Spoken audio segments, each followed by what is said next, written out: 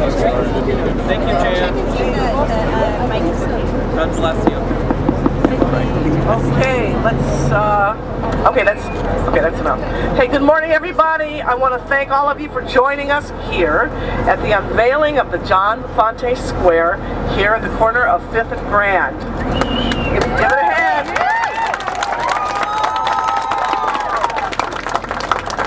This square dedication is the result of a motion that I introduced in City Council last October, and it was unanimously supported by my colleagues.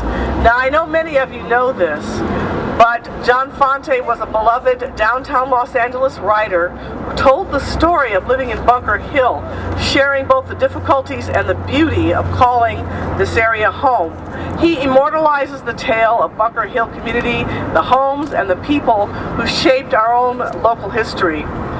While he was not as well known in life as he was after he passed, he has a great following and received accolades from Mr. Bukowski, and in 1987, Mr. Fante was posthumously awarded the PEN USA President's Award.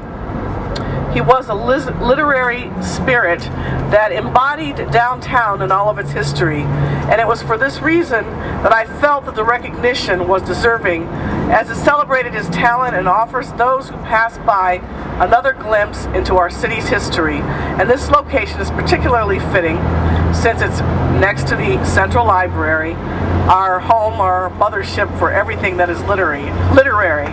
So I want to thank the Fante family, the many literary scholars, the Fante fans, and the young people from Central Region High School who have come here, Central Region High School for the Arts, who have come here to share in this historic unveiling. Today would have been Mr. Fante's 101st birthday, and so it's a great honor to join all of you to celebrate this. And now I would like to introduce Richard Schave. And Richard is the host of the Esotouric bus at John Fante Walking Tour, a lover of Los Angeles history, and he is the one who approached my office with the idea for this tribute. We did some research, outreach to the neighborhood, and decided this was a fitting reminder of our history. Thank you, Jan. Thank you. Very quickly, I want to introduce John Fante's children. They're going to tell us a little bit about this man that gave birth to Los Angeles literature with his 1939 novel, Ask the Dust. So, without further ado, I'm going to start with Vickie. Vickie Fante Cohen.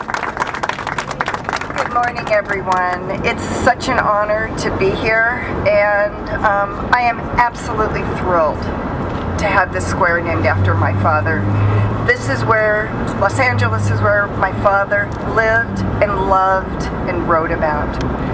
I would, and I'd like so much to thank Jan Perry and Richard Schave and Kim Cooper and everybody else who has helped put this together and make this great honor possible for us, the Fante family. We're so honored.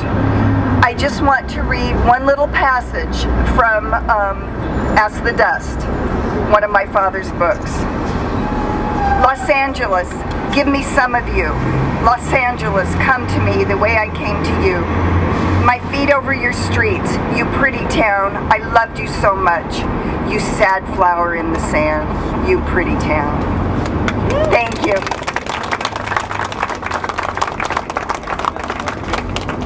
Want me to introduce you? Okay. This is just incredible to me, knowing how important this was to Dad. I'm the youngest of John Fante's kids. By the time my sister Vickie and I came along, Dad had mellowed a bit from the fiery character that lived in Bunker Hill. He had retained, though, his tremendous affection for the city of Los Angeles. As a kid, he took me to many Laker, Dodger, and Ram home games. For some reason, he often found an excuse to stop downtown. I knew he simply just wanted to be here. to walk through the Grand Central Market, to see Angel's Flight, and maybe just to remember those early years. They were his best memories. To be honored this way, I know, is more than a dream come true for him. Lastly, I'd like to thank Jan Perry, Richard Schave, and Kim Cooper, Steve Cooper, my sister, my brother, and everybody else I'm forgetting for making this happen.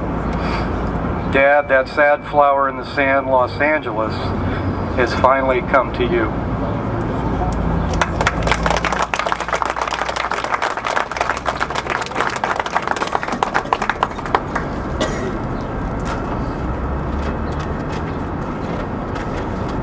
I'm Dan Fante. Thank you for being here, and I want to thank Jan and the city of Los Angeles. This is like for my father. I'm just going to read it. This is a collection of poems I wrote. A gin-pissing raw meat dual carburetor V8 son of a bitch from Los Angeles, and it's collected poems 1983 to 2002. I'll read a couple of poems to my father. I don't title poems. Stuck on my novel and wasting time, I drove up Beechwood Canyon in the hills today under the Hollywood sign, and felt again how it must have been 70 years ago for my old man and Nat West and Frank Fenton and Bill Faulkner and that pack of overpaid, restless, and disenfranchised script doctor movie hacks. Looking down through the soot, I said out loud, "You wanted this? A Spanish mansion on this hill and fame," and hearing people whispered your name when you entered Musso's bar, and blowjobs from not quite actresses after the card game and too many drinks at the Garden of Allah. Then I reminded myself that what you really left behind, carelessly, unintentionally, in these greedy hills, could never have been bought and sold. John Fante's gift to me was his pure writer's heart.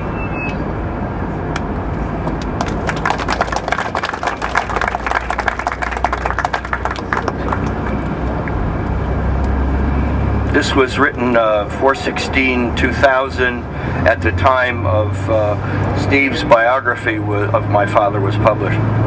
Opening the LA Times Sunday book review today, I saw it. 3 full pages about John Fante, my old pop.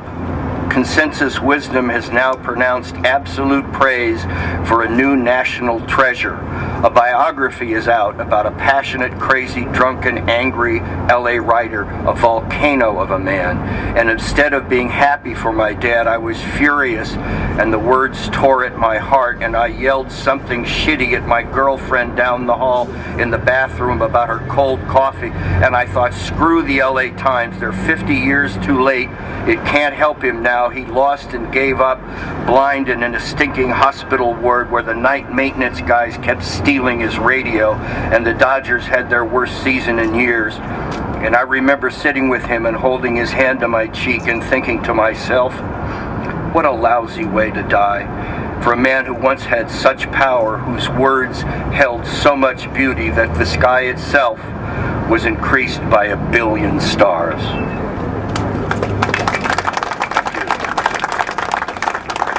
Last thing,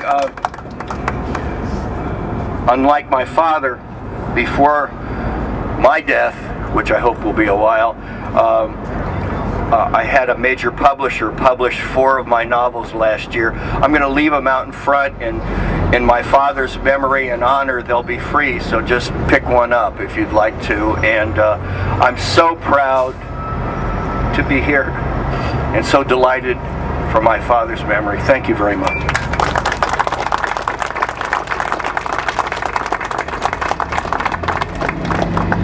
That's very powerful. Can you imagine somebody giving away something for free? Powerful words, and thank you to Dan, Vickie, and Jim for sharing what is clearly a genetic predisposition to expression. Now I'd like to introduce Gordon Pattison, one of the original residents of Bunker Hill, to share some of his feelings and thoughts about what the community was like when Fante lived and wrote here. So Mr. Pattison here. All right, come on.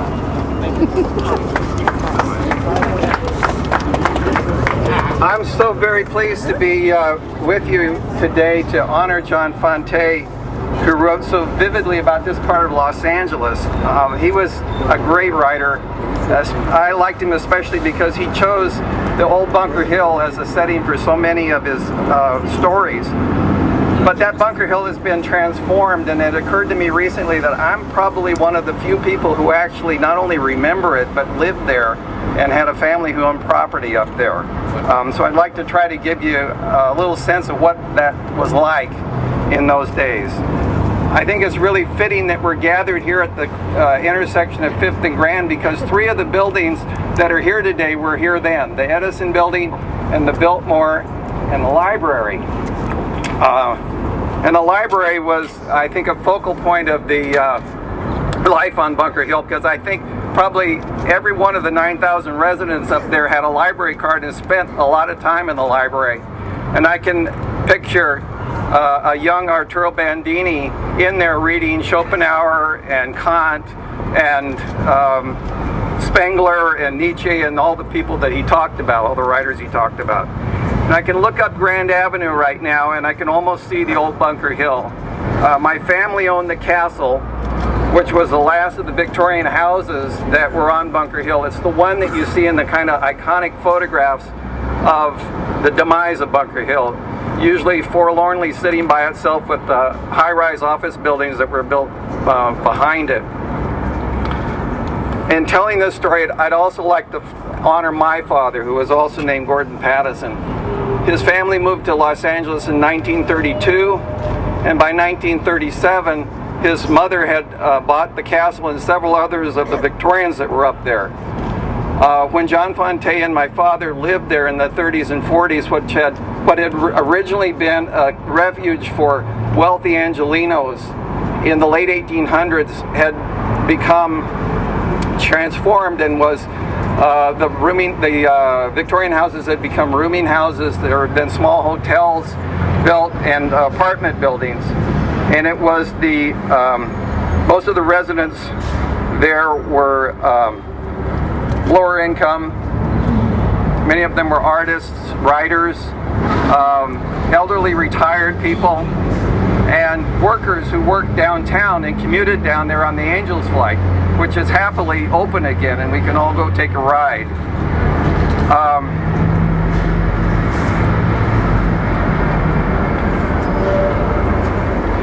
There are also a number of businesses and shops around and on Bunker Hill that serve the community. Nearly all of your needs could be met within walking distance.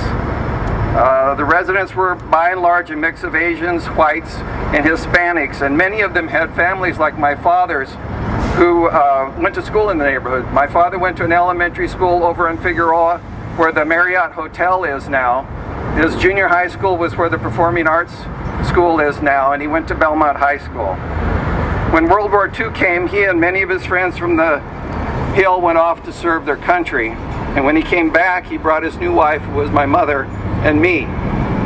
And my earliest childhood memories are of Bunker Hill. The war hadn't changed it much. It was a time when men dressed in suits and hats and women wore dresses and high heels all day, every day. A few of the cars still had running boards. And even today, I sometimes call a refrigerator an ice box because we had a wooden one and we had ice delivered to keep things cold inside of it. The times are changing though, and Los Angeles experienced a post-war population and building boom. And in those days, Bunker Hill was described as a blighted slum that needed to be raised.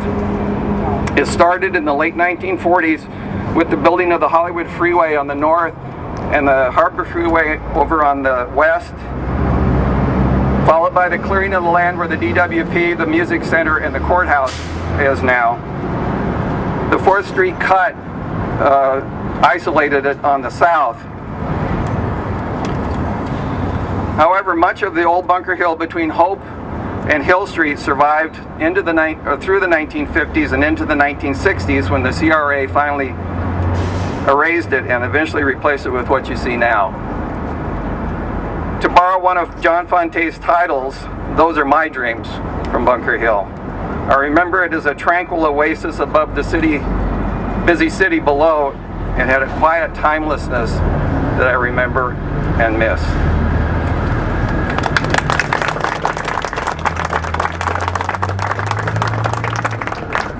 Thank you, Mr. Pattison.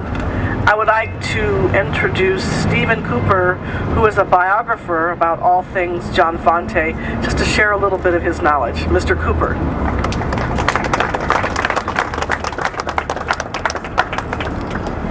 Thank you. The heart of downtown Los Angeles was sacred ground for John Fante. The library here, Pershing Square, Broadway, Grand Central Market, La Placida, or Our Lady Queen of the Angels, Main Street, 5th Street, Olive, Spring, but most of all, the broken down Victorian mansions up on Bunker Hill turned cheap rooming houses just a 1-minute ride up Angel's Flight. There, in the early 1930s, the young John Fante lived at the Alta Vista Hotel, starving for love and dreaming of writing the greatest novel ever written. As outrageous as that dream might strike us, some think he succeeded. Long after his great LA novel Ask the Dust came out in 1939, for example, Charles Bukowski said exactly that. And yet, before Fante died in 1983, he and his books were almost forgotten. Eventually, those books found their way back into print. And on their strength, Fante's genius was recognized, both here and far overseas.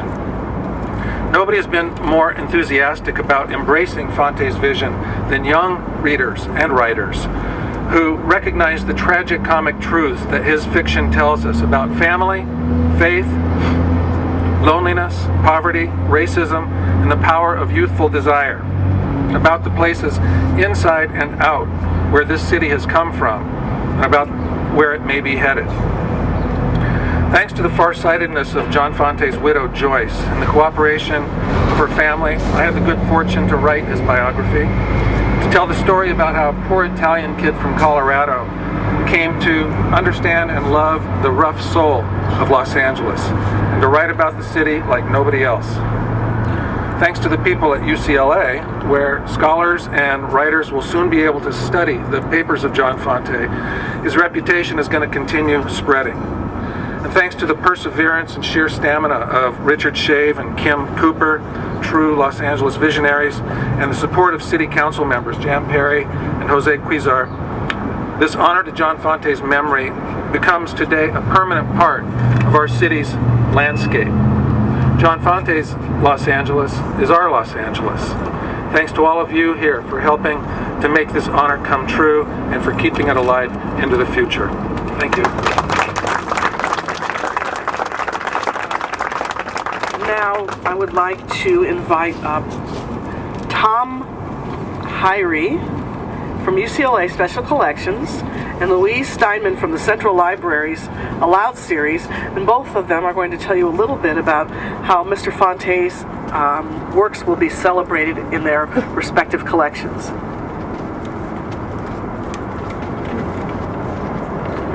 I'm going to start with a reading as well. January 31st, 1979. Dear John Fante, thanks for the good letter.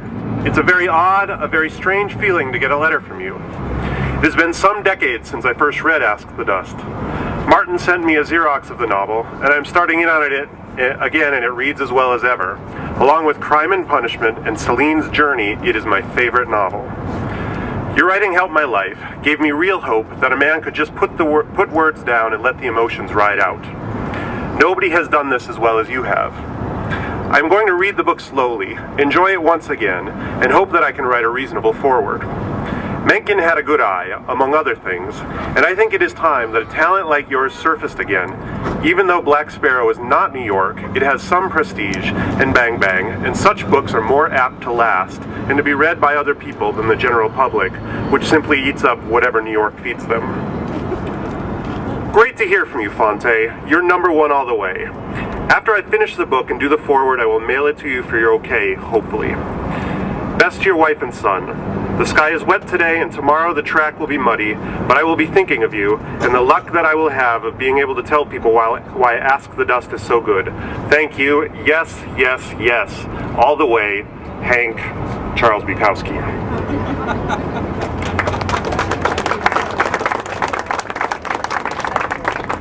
This is an edited version of a letter written to Fante from Charles Bukowski in response to Fante's request that Bukowski write the foreword to the Black Sparrow edition of Ask the Dust.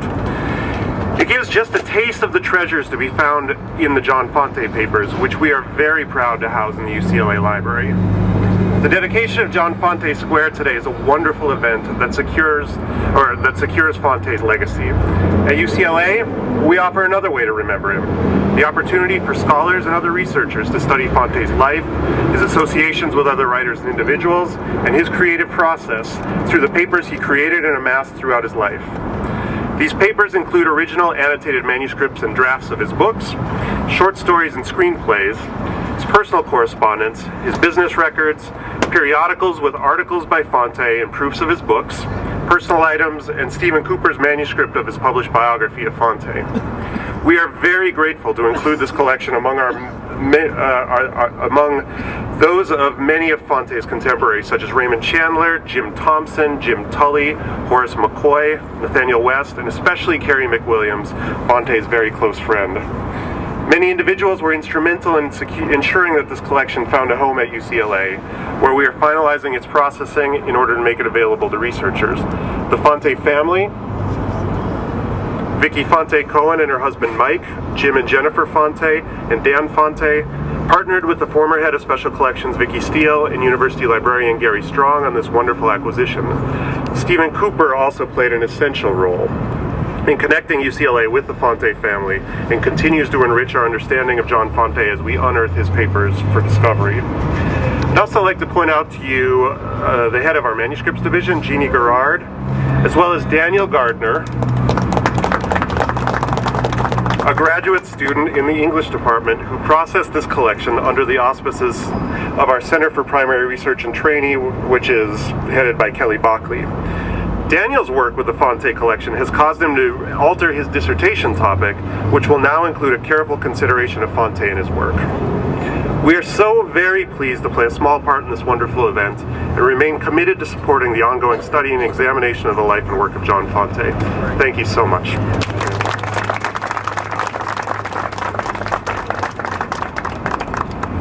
Good afternoon, and thank you so much, Councilwoman Perry and the Fante family, Richard Schave, and everyone who's helped make this afternoon possible, and this square possible. I'm Louise Steinman. I'm the curator of the Aloud series here at the Central Library, which is presented by the Library Foundation of Los Angeles. We present almost 90 free literary events here each year for you all to partake of.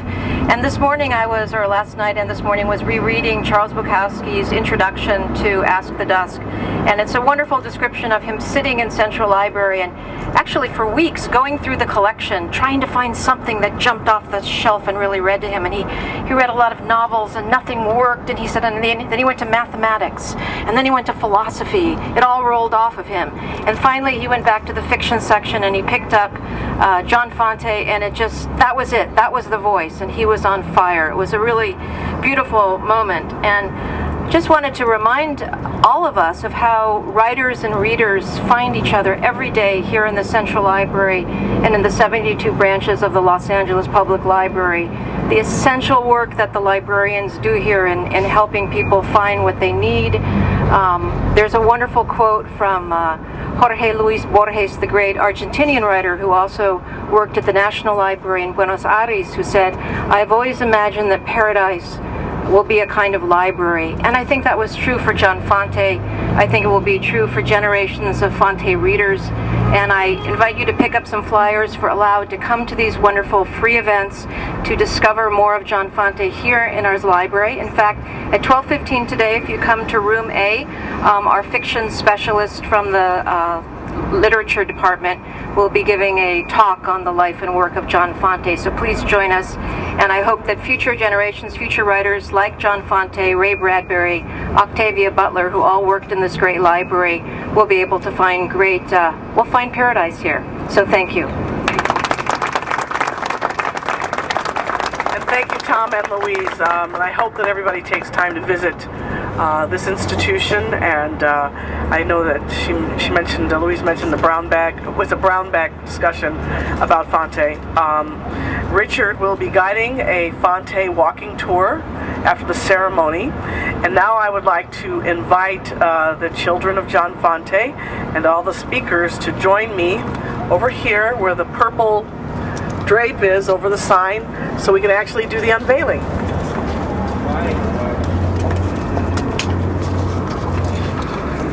Everybody follow? I need it. I'm a little. Where's the kids?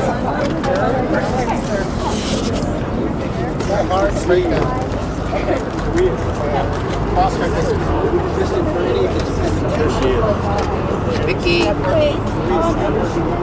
Hold on, we have a few more people. Yeah. A few more people. Yeah. That's why you guys are down. Where's Cooper? Let's get Steve Cooper. Cooper. Steve, come on.